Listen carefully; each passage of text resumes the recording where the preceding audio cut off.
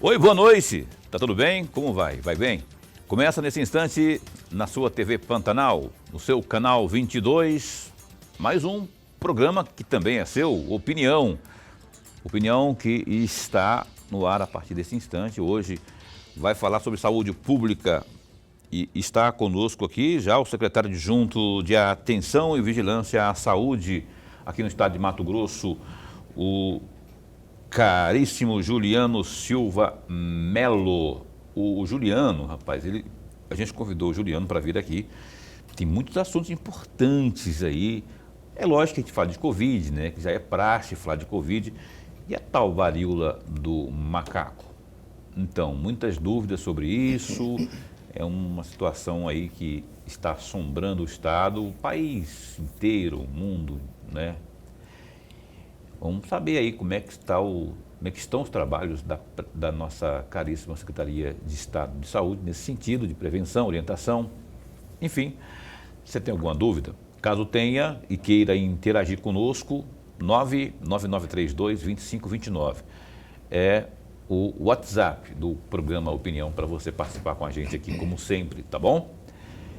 Pergunte aí que o caríssimo Juliano vai estar respondendo ao longo do programa de hoje. O programa de hoje que tem, como sempre, Lorenberg Alves. Professor Lorenberg Alves, boa noite. Boa noite, Paulo Coelho. Um grande abraço, mas um grande abraço mesmo a todos os nossos telespectadores, a razão maior do nosso programa. E é bem verdade, você que é a razão principal do nosso programa, a você que está aí acompanhando também pela internet ao programa Opinião, assistindo ao programa Opinião, no www.gazetadigital.com.br e também pela página no Facebook da TV Pantanal. Obrigado pelo carinho da companhia, viu? Juliano, muito bom recebê-lo aqui, viu? Secretário, é satisfação pela primeira vez estar recebendo aqui. Obrigado por ter aceito o nosso convite. E é um convite, evidentemente, para tenhamos diretamente da fonte as informações. Eu já vou perguntando, rapaz, sobre a tal varíola do macaco. Qual é a radiografia hoje, qual que é o retrato hoje no estado de Mato Grosso quanto a essa doença, que pouca gente sabe? Enfim, como é que está trabalhando o governo do estado por meio da Secretaria de Saúde quanto a essa nova doença? Boa noite. Boa noite, Paulo. Boa noite, Lorenberg. É um prazer também estar aqui com vocês. Acho que o momento é oportuno. A gente está entrando numa fase nova de uma doença relativamente, para nós brasileiros, ela é nova, né? Apesar dela ter já uma série histórica longa em outros países, em outros momentos, mas ela é importante para nós agora nesse momento, já que a gente tem uma população inteira susceptível, né? Esse cenário nosso atual é um cenário inicial, um cenário de alerta importante, já com casos presentes e confirmados, inclusive. Hoje, inclusive, agora no final da tarde, a gente confirmou mais 3 casos, então a gente sai aí dos 4 para 7 casos confirmados. Isso envolvendo aí Cuiabá, Várzea Grande, já, Sorriso, tá? E mais uma série aí em torno de 17 casos hoje que estão ainda aguardando resultado, né? Laboratorial para a possibilidade de estar confirmando ou não. Então, assim, já é uma situação onde a gente já tem a transmissão aqui interna no estado. É óbvio que a gente tem que diferenciar algumas coisas, a gente tem muito em mente, muito claro ainda, né, o que a gente viveu e vivenciou com o Covid, então as pessoas têm essa noção de transmissibilidade, de contágio, quando associa com o Covid, não é uma relação real, né? Ela é uma transmissão direta por contato, quer dizer, pele com pele, né? Não é uma transmissão predominantemente respiratória, como é no Covid, e isso é muito significante porque isso não intensifica tanto as transmissões quanto é no Covid, óbvio, né? Uhum. Mas, obviamente, também ela traz complicações a um longo período, né? A tendência é a gente ter um volume de casos crescente por um período longo aí. Então, talvez a gente ainda, nessa fase inicial, a gente está desdobrando aí para poder orientar o máximo possível, principalmente as equipes de saúde hoje, né? Entendi. Então, assim, pela atualização da Secretaria de Saúde, são 7 casos confirmados no estado de Mato Grosso e mais há outros... Porque hoje, acho que à tarde, a SECOM passou que a gente ainda estava com os 4 casos confirmados, né? Eu só estou dizendo que depois disso ainda, agora, no final da tarde, que deve sair amanhã, no boletim de amanhã, a gente teve uma confirmação do laboratório de referência de mais 3 casos. Então, a gente passa de 4 para 7 casos confirmados. Mais alguns que estão sob observação, é isso? Tem em torno de 17 casos que têm sintoma, que estão fazendo isolamento, que a gente coletou material, que ainda está aguardando resultado, para a gente saber se é positivo ou não. A gente vai esmiuçar isso, sim, ao longo do programa, mas eu quero chamar o Lorenberg para a conversa. Secretário adjunto, antes de mais nada, registrar a nossa alegria, mas a alegria mesmo de tê-lo aqui nesse nosso bate-papo. Nós ganhamos muito, o amigo telespectador já está ganhando com a presença do senhor. Secretário, curiosamente, eu tenho 3 assuntos aqui que eu gostaria muito de ouvi-lo a respeito. Sim. Até porque eu não sou da área, tudo para mim aqui é latim. Embora eu saiba alguma coisa sobre latim, mas aqui eu não entendo nada. Eu estava lendo o relatório do Sistema Nacional de Vigilância em Saúde e, de acordo com esse relatório de 2009, o estado de Mato Grosso registrou o maior número de casos de leishmaniose tegumentar americana do país. Foram 3.900 casos em 2009, distribuídos em 95% dos municípios, com coeficiente de detecção de 129,9 casos por 100 mil habitantes. O sexo masculino representou 82,6% dos casos e 94,8% ocorreram em maiores de 10 anos. E aí vem a minha pergunta. Hoje, mais de 13 anos depois, qual é o quadro em Mato Grosso dessa doença, secretário? A leishmaniose, tanto a tegumentar quanto a visceral, ela é considerada endêmica aqui no estado já de um longo período, né? Então a gente continua tendo registro de casos dela. Ela é de notificação compulsória, então há um registro, ou pelo menos deve-se ter, né, um registro disso dentro das unidades. Nesse período a gente teve um aumento importante nos casos no estado. Não acho que a gente tenha numa situação endêmica muito diferente atualmente, principalmente na leishmaniose tegumentar. Tá? Ela tem uma transmissão ativa porque ela depende de um vetor, que a gente tem presente na grande maioria, e criadouros ou reservatórios, né, animais que também têm. Então é importante destacar que ela é presente. Muitas áreas periurbano, áreas rurais, até dentro de áreas urbanas a gente tem registro da leishmaniose também. Esse quadro de hoje é muito pior do que o que foi em 2009, é isso que eu entendi? Não digo em números, né? Porque ela é uma doença endêmica, então ela tem um volume mais ou menos esperado dentro de um período. Esse período nós tivemos um quadro um pouco mais intenso, tá? Mas o que eu disse é que talvez não seja tão significativa essa redução, não. Tá? O que a gente está dizendo é que ainda ele é presente, fortemente ainda em muitas regiões, e a gente tem uma demanda elevada, tá? Principalmente na assistência, né, na medicação específica, que é bastante incômoda, no uso dessa medicação e para este tipo de paciente. Obviamente, a leishmaniose visceral ela tem um formato de evolução mais perigosa, né? Ela é um volume muito menor e é a que a gente tem um cuidado mais intenso aí, tanto na gestão dela, né? Entendi. Ok, voltando para ainda chamada a varíola dos macacos, eu queria... Então, assim, pelo que o senhor disse, aqui na abertura do programa, se dá o contágio, as formas de contágio se dão por meio do contato pele a pele, não é? A pergunta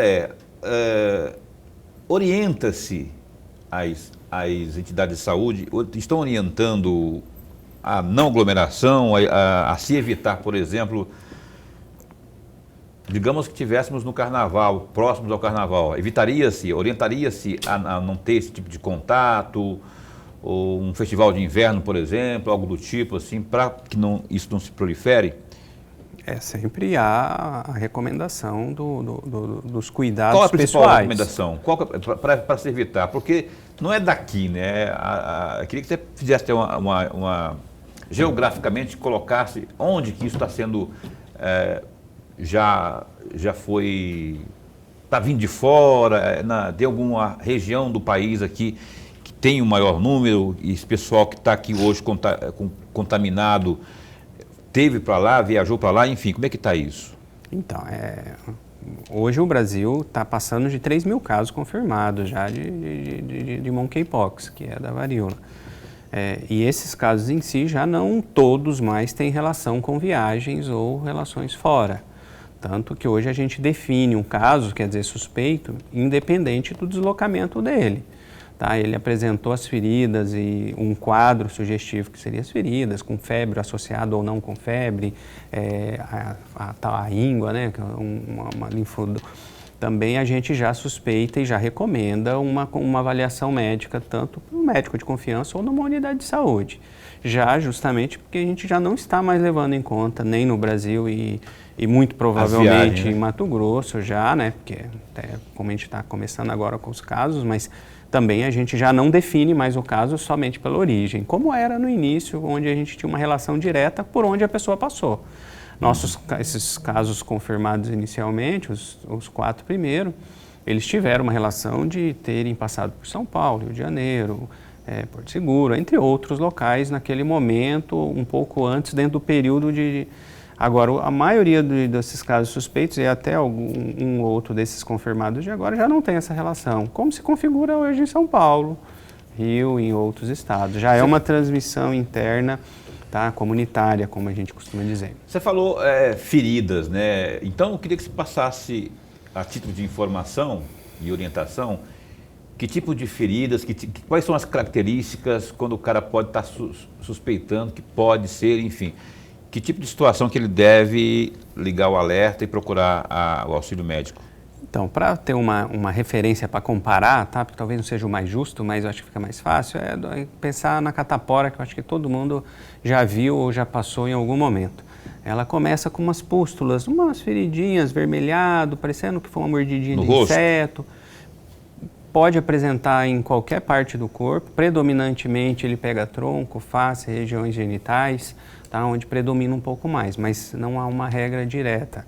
E essas feridas, ela tende, no começo, ela fica com uma secreção específica, no segundo momento ela seca por cima, vira uma casquinha, essa casquinha com o tempo ela se solta e aí começa um processo de cicatrização. Então, nesse sentido, o que pega é que não é uma lesão única, né? A gente tem casos, a gente classifica, conforme a Organização Mundial de Saúde relatou aí, em alguns níveis de gravidade baseado no número de feridas que a pessoa apresenta, né? No número dessas, em torno de 60, abaixo de 60 feridas dessa, ainda classificando. Nossa, com risco menor. Isso. Entre 60 a 200 feridas dessa como um risco já moderado e mais importante, e acima de 200 feridas dessa ou lesões em si, ela já é considerada um caso grave. E ela provoca coceira, algo do tipo assim, ou ela só aparece, é algo que está ali?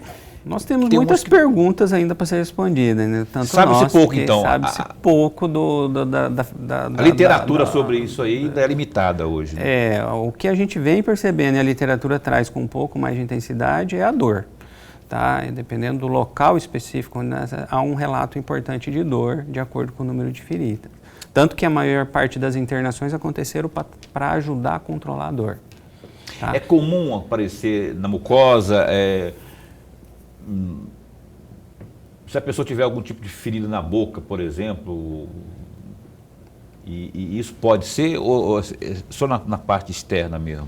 Predomina mais pele, região genital bastante, região anal, aparece bastante dessas feridas. É importante deixar claro que, senão as pessoas também entram num parafuso de paranoia, que ela é uma doença autolimitada e mais de 95% dos casos vão passar por ela com um quadro bem leve quando acontecer. Tipo, vai ter as feridas, vai ter algum incômodo, mas numa situação bem autolimitada, bem relativamente num nível mais tranquilo. Tá? Então, isso não é um predomínio, como, por exemplo, na nossa memória está no Covid, lá de hospitais lotados, de gente internada, num volume grande. Não é este o cenário que a gente espera já pelo modo de transmissão e pelo comportamento da doença. O que pode impactar mais que a gente trabalha é a unidade básica, a UPA, um pronto atendimento, onde a pessoa vai para fazer uma medicação de dor, de febre naquele momento e faz o isolamento em casa. Tá? Então é importante isso. Agora, existe um grupo específico que tem um risco maior, de evoluir para esse volume maior de feridas e, obviamente, complicar. E aí, especificamente, é o imunossuprimido, seja ele de qual natureza. Tá? A monkeypox, varíola dos macacos, pode levar à morte? Qual que é o grau de letalidade dela, enfim? É mínimo, mas é possível porque, dependendo, como a gente disse, se ele afeta uma pessoa que tem um risco de comprometimento maior, um imunossuprimido, e se arrasta muito no tempo, pode associar com outras infecções oportunistas. E aí virar comorbidades, né? Um quadro mais delicado. E isso normalmente é assim que os casos mais graves acabam evoluindo. Mas é uma exceção à regra, o óbito. Mas o sofrimento é intenso para esse grupo também, então, porque a dor incomoda, são pelo menos 3 semanas para essas feridas, quando essa evolução é mais intensa, né? Para elas melhorarem. Então, a gente está falando aí de 21 dias, podendo até, às vezes, aumentar um pouquinho esse período aí. E a pessoa tem que ficar isolada e ainda assim cuidando e tratando até que ela some. Lembrando que ela é um vírus, né? Então não tem tratamento específico, nem milagre, nem tratamento. É só mesmo os cuidados direto, tá? E tratar os sintomas. Lorenberg. Por falar em sintomas, secretário, qual é os principais sintomas? O senhor falou que a ferida ela vem imediata ou ela demora um pouco para surgir? Coceira, a febre, dor de garganta, esses são os principais sintomas ou varia muito de pessoa para pessoa? Porque, veja, o Covid, ela varia muito de pessoa para pessoa. No caso da varíola dos macacos, ela também tem a mesma tendência ou não? Não tem nada a ver? O que a gente tem de informação, né? Óbvio que isso pode mudar um pouquinho com a evolução, mas predominantemente a pessoa evolui já com feridas, com pequenas lesões. As feridas vêm de imediato. Como se fosse uma mordida de inseto, né, que fica aquele vermelhinho, faz um carocinho. Pode estar nesse momento associado com coceira, tá? Pode estar nesse momento associado com um pouquinho de febre, tá? Não é febre alta na grande maioria, mas pode estar associado com febre.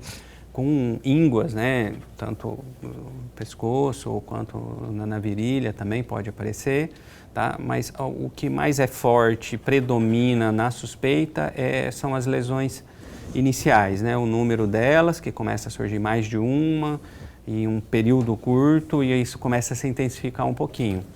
Lembrando que a gente está falando de um volume grande, tipo na catapora, né? Vocês lembram? Eu acho que todo mundo lembra que a criança ou quem pegava ficava quase que o corpo inteiro, né? E aí é nesse sentido também, só que obviamente tem características bem diferentes da catapora, mas o desenho da lesão lembra, entendeu? Então é mais ou menos nesse sinal. Com o Covid mudou muito a relação, porque no Covid, diferente do monkeypox, pelo menos até agora, ela tem uma variação genética muito grande da cepa, né, circulante. E cada vez que isso acontece, ela tem uma adaptação epidemiológica, vamos chamar assim, né? E isso muda um pouco essa cadeia de sintomas, né?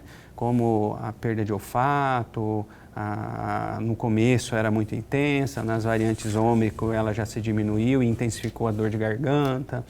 Então isso realmente no Covid teve, e tem, né? Muita variação de sintomas acessórios, vamos chamar assim, tá? que estão associados de acordo com a variante circulante.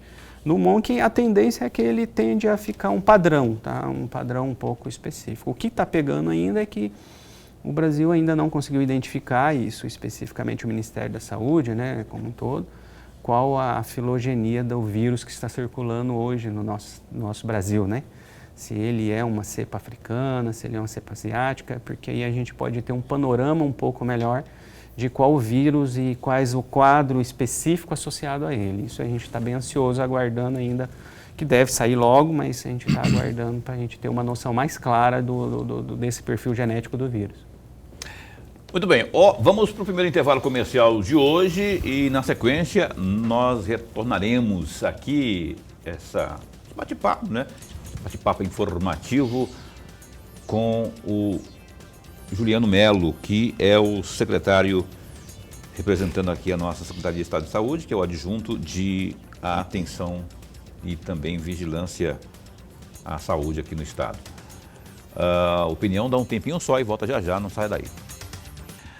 Bem, cá estamos de volta ao vivo, o programa Opinião, hoje entrevistando, olha, nessa terça-feira, dia 16, o Juliano que está aqui, Juliano Melo, falando aqui sobre várias coisas pela Secretaria de Estado de Saúde. Já falamos no primeiro bloco bastante sobre a chamada monkeypox, ou varíola dos macacos, e vamos também destrinchar outros assuntos nesse próximo bloco.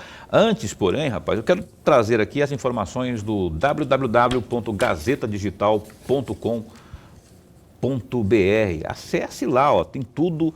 E aí as informações a propósito da própria Secretaria de Estado de Saúde, os dados divulgados pela SES hoje, né, mostram que 4 pessoas perderam a vida aí por conta da Covid-19 nas últimas 24 horas. Outras 481 foram infectadas com o vírus. Com a atualização aí pela Secretaria de Saúde, essa atualização foi divulgada hoje à tarde do painel epidemiológico, Mato Grosso passou a contabilizar 828.792 contágios, dos quais em 810.776 casos as pessoas infectadas se recuperaram do vírus. Entretanto, outras 15.202, infelizmente, aí não resistiram às complicações. Há também 2.215 pessoas em monitoramento devido à Covid-19. Além disso, 276 pessoas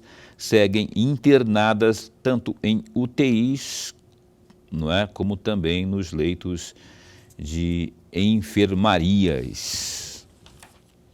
Rapaz, o Pleno do Tribunal de Contas de Mato Grosso, olha só, aquela novela que a gente fala sempre aqui, que parece mais uma novela mexicana, né? O Pleno do TCE fixou o entendimento de que compete ao órgão, ou seja, ao próprio TCE, Tribunal de Contas do Estado, e não ao Tribunal de Contas da União, o TCU, a fiscalização dos procedimentos administrativos, dos recursos e também das políticas públicas referentes à alteração do modal de transporte público de VLT para BRT aqui na capital. A controvérsia relativa a conflito de jurisdição diz respeito à representação de natureza externa, chamada RNE, proposta pelo município de Cuiabá contra o governo do estado. Ao solicitar a determinação de medida cautelar, a administração municipal alegou a ausência de projetos básicos, na verdade, projetos básico e executivo de estudos técnicos e também de licenciamento ambiental relativos à troca do modal de transporte público de VLT para BRT. Abre aspas. Antes de analisar o mérito da representação, a terceira SESEX entendeu pela necessidade de fixar a competência deste tribunal para apreciar eventuais irregularidades referentes à troca de modal, sob pena de resultar em decisões de mérito divergentes em prejuízo à segurança jurídica, fecha aspas, explicou aí o relator do processo, conselheiro Walter Albano. Então, isso aqui é mais um capítulo daquela novela que a gente fala sempre aqui, que é o VLT, BRT, e que ninguém sabe o que vai acontecer, até para rimar. Aliás, nesse tempo de... essa pauta, primeiro assim, tá aquela coisa toda, né? Quem que manda, quem que realmente tem que dar o pitaco? O TCE ou o TCU? E isso está na cara que será um dos motes dessa campanha eleitoral que está chegando aí, né? Que, para variar, mais uma campanha, né? Que eu não sei quantas já, esse assunto já entrou e saiu de pauta e ninguém resolve absolutamente nada. O que você está achando dessa história toda aí? Meu amigo Paulo, você tem razão. É uma novela que não tem fim. Ela vai continuar por longo tempo. Até porque, veja, o parecer ou a decisão do Tribunal de Contas do Estado não anula a decisão do Tribunal de Contas da União. Um não anula o outro. A meu juízo, veja, a meu juízo, o Tribunal de Contas da União tem sim um papel fiscalizador e importante nesse cenário. Sabe por quê, amigos? Porque o BRT não é um modal novo. Ele vem substituindo o VLT. E o VLT tem investimento do governo federal. Portanto, apita mais aí, no meu entender, o Tribunal de Contas da União e não do Estado. A decisão, volto aqui a repetir, a decisão do Tribunal de Contas do Estado não anula, não interfere, não pesa e não modifica a decisão do Tribunal de Contas da União. E vai ser pauta da campanha, você acha? Eu diria que não.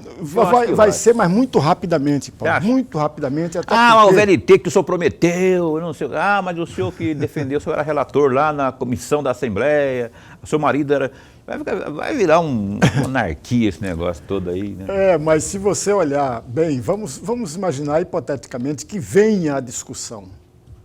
O governador do Estado, hoje governador do Estado, lá candidato em 2018, quando ele apresentou um plano de governo que foi registrado no Tribunal Eleitoral, pode ir lá, amigo, plano de governo do Mauro Mendes, em 2018, está lá, um dos itens, achar uma solução definitiva para o VLT, está lá.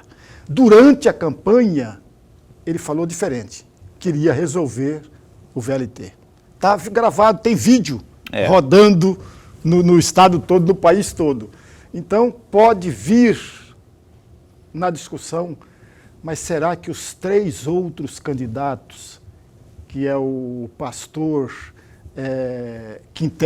Critela, eu não sei. É o pastor do PTB, me perdoe mesmo. Daqui? Esquecer o nome do pastor. Daqui de Mato Grosso? Que é candidato ao governo do Estado pelo PTB. Ah, sim. E o outro, o Franz, que é candidato também ao governo do Estado pelo PSOL. E a dona Márcia. Será que os 3 virão para um debate, para uma discussão, com argumentos sólidos suficientes para discutir isso? Eu tenho dúvidas. Eu tenho certeza que eles não vão fazer isso, não vão aprofundar no assunto. Até porque, que nem o Lorenberg falou, né? Isso aí fica gravado, fica chato, rapaz. Imagina agora. Vem a campanha aí, mas o senhor falou, rapaz, tá aqui, ó. Produção, põe aí no ponto aí, põe aí o vídeo de fulano falando tal coisa. Aí fulano tá lá falando, eu faço isso, farei aquilo. Aí o cara ganha, e aí passam os tempos, os anos e não fez. E aí tem que explicar, né? Pode ter um argumento plausível? Pode, sim, senhor. Mas até explicar que focinho de porco, né? Não é tomada. Aí já virou chacota, por exemplo, meme, ainda mais nos tempos de internet, meme, enfim. Não é? A propósito, o programa Opinião e, evidentemente, o grupo Gazeta de Comunicação, nós estaremos nos próximos dias aí já anunciando rodadas e entrevistas com esse pessoal que vai disputar, especialmente aí que vai disputar o Senado e também o governo do Estado. Nós teremos aqui rodada de entrevistas, aqui na bancada do Opinião e também no Grupo Gazeta, lá no Jornal do Meio-Dia, na Rádio Vila Real, não é? Provavelmente também lá no Notícia de Frente, enfim, nos programas do Grupo Gazeta, tanto de rádio, TV, e a gente também aqui vai fazer nossa parte para bem informar, para você ficar bem antenado desse pessoal aí, que eles vão prometer e para você cobrar depois, não é? Pois bem, a Opinião de hoje está entrevistando aqui o Juliano Melo, né? Ele que é de carreira da Secretaria de Estado de Saúde e está aqui hoje como adjunto, né, de atenção e também da parte de vigilância à saúde aqui no estado de Mato Grosso. Vou pedir para o Lorenberg abrir esse bloco de perguntas ao Juliano, por favor. Secretário, tem uma doença aqui que me causa muita estranheza e muita preocupação. E, de cara, eu não sou da área, vou repetir, mas me vem a minha preocupação porque nós não cuidamos bem, que é a tuberculose. Que há muito, pelo menos eu tinha essa ideia de que no começo do século XX essa doença já estava erradicada. E, no entanto, por exemplo, de acordo com aquele relatório que eu mencionei agora há pouco, secretário, em 2010 foram notificados 1.164 casos novos de tuberculose. E hoje, de 2010 para 2022, qual é o quadro de tuberculose? Uma doença que todos nós imaginávamos que estaria sumido do mapa no país.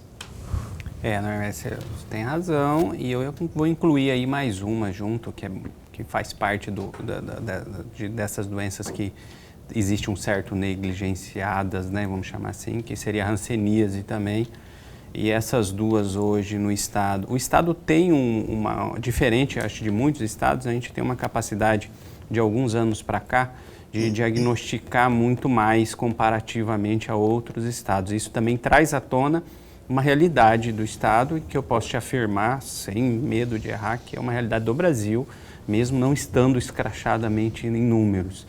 Nós temos um volume muito grande de casos de hanseníase e tuberculose. Tá? São casos que preocupam, porque a gente ainda está tendo casos, inclusive, em menores de 15 anos, no caso da hanseníase também. Isso significa que existe uma transmissão importante acontecendo ainda. São doenças que têm período de incubação longo, um diagnóstico muitas vezes não... Por mais que simples o diagnóstico, mas as evoluções são complicadas, tem um fator social que pesa muito no perfil do paciente que hoje se infecta. Tá? A gente vem trabalhando num plano de intensificação dessas ações de diagnóstico da tuberculose e da hanseníase na secretaria, tá? Desde o início da gestão. Mas existe um plano até anterior a isso também, já se preocupando bastante com esse volume crescente de casos.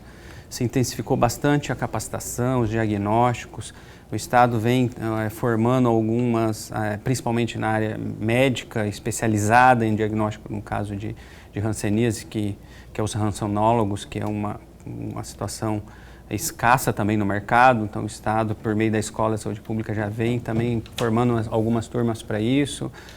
A questão da qualificação da rede básica, que é a atenção primária, para fazer o diagnóstico, porque ela é a porta de entrada desses casos, e informar, e não só a gente faz diagnóstico e notifica. Isso nos traz um volume grande de casos e um problema cada vez mais incômodo, né? Porque a gente informa muito e, obviamente, a gente também traz à tona uma situação complicada de problema. Também foi feita uma série de ações, como recentemente a gente vem atuando com uma unidade móvel de diagnóstico para tuberculose especificamente, que voltado ao sistema prisional, né, em apoio ao sistema prisional, já que era, e até pouco tempo atrás, era um surto específico que a gente estava tendo de tuberculose, tá? Considerando um ambiente de risco, né, entre outros. A tuberculose ainda traz um outro fator complicante, né, que são as multiresistências aos tratamentos, que a gente dispõe hoje no SUS, porque tanto a hanseníase quanto a tuberculose são 100% hoje tratadas e custeadas a medicação do sistema único, né? Só que, no entanto, existe uma parcela desse público hoje diagnosticado que abandona o tratamento, aí muitas vezes tem que fazer reiniciar, mudar esquema de tratamento. Isso acaba gerando uma resistência a esses tratamentos e também a própria tuberculose cria o que a gente chama de uma TB multiresistente, que pode estar transmitindo também e tem uma dificuldade crescente no tratamento dela, tá? Então, a gente ter o medicamento adequado e conseguir, nesses esquemas mais avançados, oportunamente tratar essas TBs multiresistentes, que também a gente percebe uma evolução, um aumento nelas. São dois problemas sérios de saúde pública, que de longo prazo, que a gente vem estruturando ele em planos de longo período e já estamos começando a colher alguns frutos importantes, tá? Como eu coloquei. A questão da qualificação das equipes, que isso avança muito, tá? No diagnóstico mais precoce possível, quer dizer, eu antecipar, não posso levar 1 ano, 2 anos, 3 anos para fazer um diagnóstico de hanseníase, muito menos de tuberculose. Então, quanto mais cedo isso acontecer, mais é melhor oportuno. Investindo forte aí na parte da saúde da família, fazer essa questão orientativas e de diagnóstico precoce das equipes e assim por diante. Mas realmente é uma doença endêmica de muitos anos no estado, o estado ainda tem muito a avançar nesse processo aí para a gente poder ter uma calmaria aí ou uma redução significativa. Juliano, a tuberculose tem alguma relação com a qualidade da água que é consumida, por exemplo? Qual que é o principal, o que provoca, né? Qual que é o principal foco que causa essa doença? Tem a ver com a qualidade da água? Ou tem a ver com o quê? Tem a ver com o quê? Não. Com qualidade da água, não. Pelo menos eu desconheço alguma referência específica. O que acontece na TB e na hanseníase muitas vezes, que pode tornar um pouco mais duvidoso a forma de vê-la, é que ela tem um fator social importante, né? Nós temos questões de saneamento, questões específicas, questões básicas de qualidade. Ela parece há um feeling mais específico para e isso realmente se concretiza porque a gente tem um maior volume de casos nessa situação. Saneamento, então, não água, mas saneamento. Até o que eu queria dizer era saneamento propriamente. Há uma relação, né? Eu não posso dizer para você que a gente pode dizer que talvez possa ser uma relação social, né? Onde eu tenho uma série de condições individuais biológicas, quer dizer, baixa de imunidade, algumas deficiências específicas de vitaminas, outras coisas que pode estar favorecendo de alguma maneira que uma pessoa que estamos nós três aqui, tem bacilo em si e transmite, e o que determina o Nuremberg se contaminar e desenvolver a doença, de você não ter nenhum sintoma e reagir a ela e se imunizar especificamente e não ter mais problema. Pega então, pelas vias respiratórias a tuberculose? Já a hanseníase é mais contato, né? Também. Via respiratória também? E os dois exigem um contato um pouco mais prolongado, um ambiente que favoreça isso. Então, os contatos normalmente é entre famílias, entre membros da própria família ou de locais onde há um ambiente comum, né, de contatos diretos, de espaço. Eu perguntei por quê. Na verdade, quando eu disse água, eu queria dizer saneamento, porque eu sempre associo uma coisa com a outra. Mas eu imagino, e eu posso estar errado, que quanto mais insalubre, quanto pior a situação de uma comunidade, do ponto de vista de saneamento, maior pode ser a probabilidade de contágio da tuberculose, por exemplo. Como a gente estava comentando, né? Às vezes a gente faz essa associação, mas ela está associada às condições de saúde, especificamente, às condições de resposta biológica imune da pessoa. Tá? Por exemplo, não fez BCG no seu período certo, não fez nem as vacinas básicas que favorecem a proteção e melhoram o quadro imunológico. Aí, obviamente, quando eu tenho uma pessoa contaminada e entra num ambiente desse com um contato maior, a gente presume, a gente evidencia de alguma maneira que esse é uma população que tem um risco maior de infectar do bacilo e desenvolver a doença. Tá? Mas, obviamente, não é restrito a isso. Nós temos hoje todos os classes e todos os perfis hoje tendo casos tanto de hanseníase quanto de tuberculose. Entendi. Esse é o Juliano Melo, secretário adjunto de Atenção e também Vigilância à Saúde, aqui da Secretaria de Estado de Saúde de Mato Grosso, que continuou conosco. Vamos para mais um intervalo comercial, a gente volta já já.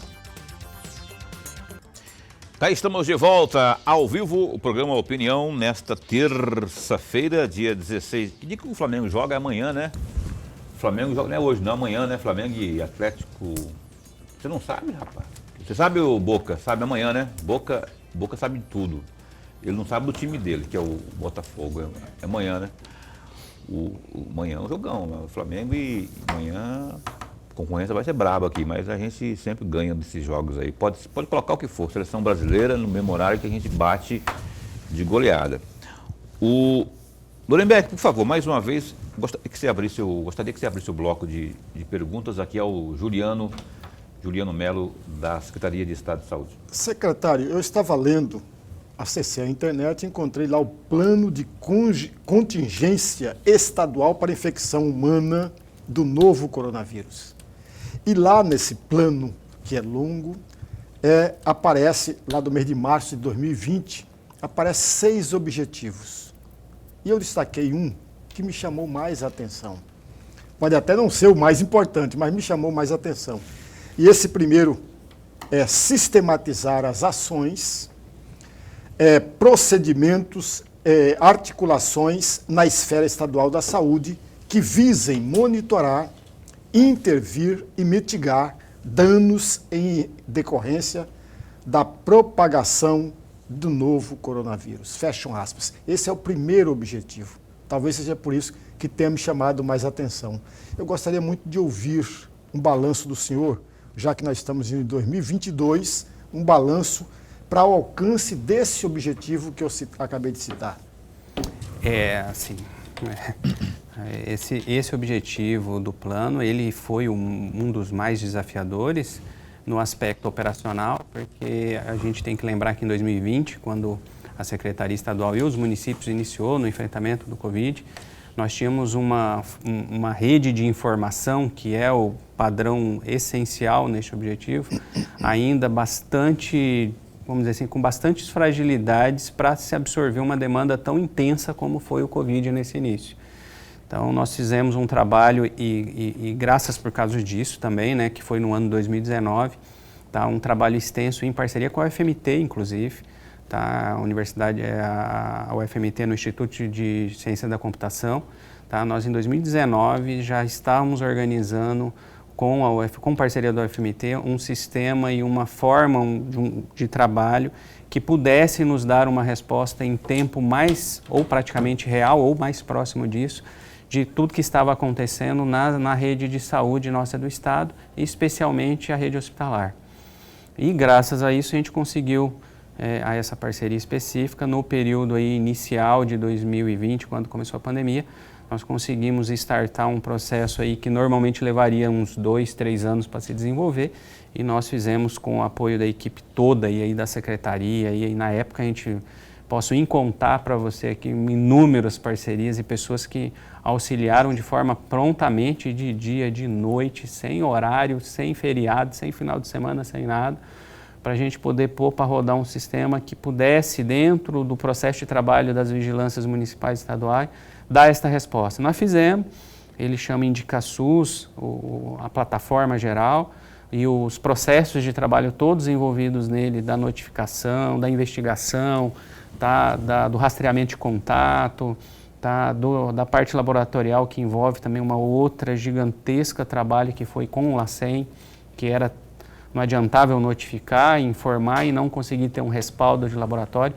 E lembra o difícil que foi a questão laboratorial para o Brasil inteiro e para nós no início, onde a gente começou aqui no LACEN com 40, 70 testes dia de capacidade, e hoje a gente tem uma capacidade latente de 10 mil testes dia. E chegamos nesse período, em um curto período, em mais do que dobrar e triplicar, e assim foi a capacidade, justamente para poder dar um retorno. Então hoje nós temos praticamente todos os hospitais do Estado, em torno de 98% dos hospitais do Estado informam diariamente, seja ele público ou privado, tá, a situação de qualquer paciente internado de SRAG. Tá? Por isso que permite, inclusive, a gente visualizar o painel, que é esse que a gente tem disponível hoje na Secretaria, que mostra uma carinha lá dos casos, dos óbitos. Aquilo é informação que vem diariamente de cada unidade hospitalar. E aí é um fator decisivo nesse objetivo. Foi quando a gente antes passava de vários intermediários nessa informação para captar informação direta de dentro da unidade hospitalar, daquilo que ele recebe, do paciente que está evoluindo, para onde que ele vai, tá, a evolução específica, qual hospital que ele vai ser referenciado.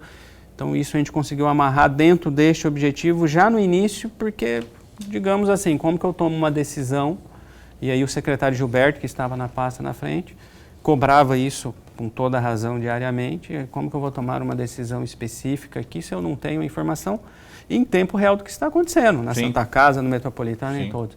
Então esse objetivo foi baseado nessa estruturação toda, seria uma noite inteira de conversa aqui para a gente pontuar o volume de trabalho e o volume de detalhes que envolveram nessa estruturação que permitiu a gente chegar lá naquele boletim, hoje que parece simples, tá? Onde a gente tem aí, se vocês olharem na página 3 lá, você tem lá a informação do Santa Rosa, do São Mateus, da Fêmina, todos os hospitais particulares. A propósito de Covid, eu li, não é, agora há pouco, uma síntese aí dos dados, não é, das últimas 24 horas aí. Infelizmente, se a gente analisar pelo aspecto, né, da vida propriamente, a gente lamenta noticiar 4 mortes.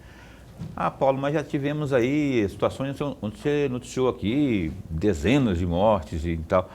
Pois é, comparado lá, deu uma reduzida significativa, né? Como é que está o andamento da vacinação hoje no estado do Mato Grosso quanto à Covid e a importância de quem não tomou ainda que se tome as doses aí que estão disponíveis? É preocupante. Em resumo, ela é muito preocupante. Nós temos hoje vacina praticamente para cima de 3 anos, né? Praticamente para todo mundo, né? Obviamente, de 3 e 4 anos, nós estamos nesse impasse aí da questão da Coronavac nacional, que o Ministério da Saúde, por meio do programa, precisa fornecer as doses para os estados para a gente ampliar a vacinação, né? Que é a única vacina que a gente pode usar, que está liberada, e a gente não tem para atender os municípios do estado ainda, porque ainda está faltando fechar pelo Programa Nacional de Imunização essa relação com o Butantan de fornecimento. Quando a gente vai para os 5 a 11 anos, que é o nosso grupo de crianças hoje, é o nosso pior momento hoje na cobertura. Momento? Nós estamos falando de menos de 25% de cobertura de vacinação completa nesse grupo. A procura está sendo baixíssima, então. Isso é muito ruim para todos, né? Porque a vacinação ela tem 2 objetivos específicos, né? Um é proteger a pessoa, o indivíduo, diminuir as chances, né, de uma evolução mais complicada. E o segundo e o mais importante é que a vacinação reduz a circulação do vírus na cidade, no estado, no Brasil e no mundo. E só é possível a gente parar para pensar numa contenção da epidemia, da pandemia em algum momento, reduzindo a transmissão do vírus no mundo. E a vacinação faz isso, só que eu preciso ter coberturas altas, né? Preciso ter aí mais de 80%, 90% de cobertura em todos os grupos. Aí eu tenho criança com 25%, eu tenho aí o adolescente mal chegando aos 50%, o adulto jovem aí estacionado na casa dos 50%, 60%. Caiu bastante, caiu muito. O idoso ou acima de 60 anos, que é o grupo de maior risco para o Covid, na 4ª dose também sofrendo menos de 50% nessa cobertura. Nome então hoje é bem preocupante. O nome hoje é pandemia. O nome hoje não é pandemia, é... Endemia. Hã? Endemia. É endemia? Já chegamos a esse estágio ou ainda não? Não tem como, assim, apesar do... Eu pessoalmente, né? Isso epidemia. É uma epidemia ou é uma pandemia? Porque pandemia era quando tinha uma coisa em larga escala, né? Eu não sei quais são os critérios que se definem uma coisa e outra. Mas enfim. A pandemia e a epidemia tem uma definição muito próxima, né? Mas convenciona que a pandemia existe uma relação mais global, né? E ainda estamos num processo de pandemia inevitável, né? Não há como ainda, apesar de a gente ter uma corrente forte ao contrário, mas de falar que numa situação igual a essa que nós temos agora, no momento, ela é endêmica, né? Ela não é endêmica, nós temos um volume muito considerável e algumas informações que trazem muitos, que nada contra, né? Nós temos variantes novas ainda surgindo, isso traz riscos novos ou riscos maiores. Nós temos pesquisas e evidências surgindo para algumas informações que complicam, por exemplo. Hoje está muito mais evidente, ou pelo menos está sinalizando que as pessoas que se infectam mais de vezes pelo Covid, elas têm uma chance crescente de complicações, de comorbidades e evoluções para o óbito no pós-Covid. Tá? Então, a partir de 2, 3 infecções, a chance desta pessoa complicar por outros fatores de comorbidade, diabetes compensado, pancreatite, entre outras, ela é crescente, isso traz um impacto grande para a rede e assim por diante. Mas, secretário, essa última frase que o senhor mencionou me faz lembrar lá no início da pandemia. Muitas pessoas disseram, olha, eu já estou imunizado porque já fui infectado 2 vezes, portanto, eu não corro mais risco nenhum. Agora o senhor está me falando diferente. Se eu entendi bem, as pessoas que foram infectadas 2, 3 vezes têm um risco muito maior de ter complicações. É isso que eu entendi? As complicações que eu estou... Essa é uma pesquisa recente, feita com um N gigantesco. E ela traz uma evidência muito forte que as comorbidades que surgem no pós-Covid, então a complicação que eu estou falando não é especificamente da doença do Covid, tá? Mas quanto mais infecções essa pessoa tiver, ela vai sofrer mais e o risco dela evoluir mal por pressão alta, por diabetes, por qualquer perda de problemas neurológicos ou psicológicos que é forte no pós-Covid, tá? Todos esses cada vez mais grave. Isso traz uma importância ainda maior na vacinação. Tá? Então, assim, eu vacino para quê? Para eu evitar ou diminuir o risco de fazer novas reinfecções. Tá? Por isso que a gente está falando do reforço para o mais de 40, do segundo reforço para o maior de 40, do primeiro reforço para o restante e manter o esquema completo. Porque aí eu não estou falando de infecção do vírus. Vacina tem. Estou falando de proteção. Estoque tem. Tem e ainda a gente corre o risco de ter perda. Tá? A gente já teve algumas perdas. Chorou-se tanto, brigou-se tanto para ter e agora as pessoas não estão procurando aí. Amanhã, aliás, eu queria... Foi lançado, o secretário, segunda-feira também, conhecido como ontem, a campanha da polio. E eu gostaria, quando eu convidei o senhor para vir aqui, eu queria bater nessa tecla com veemência, para efeito de chamamento mesmo, porque é algo tão importante que eu acho que a comunicação serve, nós estamos aqui para isso, para bem informar. Que o senhor dissesse aí aos pais que estão assistindo ao programa agora, da importância desta campanha de vacinação, como que se dá, como proceder. Então, nós estamos falando hoje, na segunda-feira, do lançamento aqui no estado, né, do início, né, de duas campanhas, na verdade, a polio especificamente, que é para as crianças menores de 5 anos, e a multivacinação, que é para todas as crianças de menores de 15 anos. Tá? A multivacinação é o pacote todo de vacinas disponíveis, é para atualizar o cartão. E nesta campanha foi o Ministério da Saúde e especificou a polio, separou, né? Ele podia ter falado campanha de multivacinação menor de 15 anos e colocar a polio como uma das vacinas. Mas optou-se nacionalmente em separar a polio, porque existe um risco crescente da gente, infelizmente, ter a volta da doença. Tá? Então é por isso que a polio hoje é uma campanha tão importante, porque nós temos casos surgindo em países que estavam erradicados, e isso representa um risco para nós, porque nós estamos desde 2015, 2016, sem atingir meta total na polio. Isso cria bolsões, são um número de pessoas que não passaram pela imunização no seu tempo correto, e isso pode representar um risco para uma reintrodução da polio. Por que não se atinge a meta? A baixa cobertura se deve aqui na sua avaliação aí?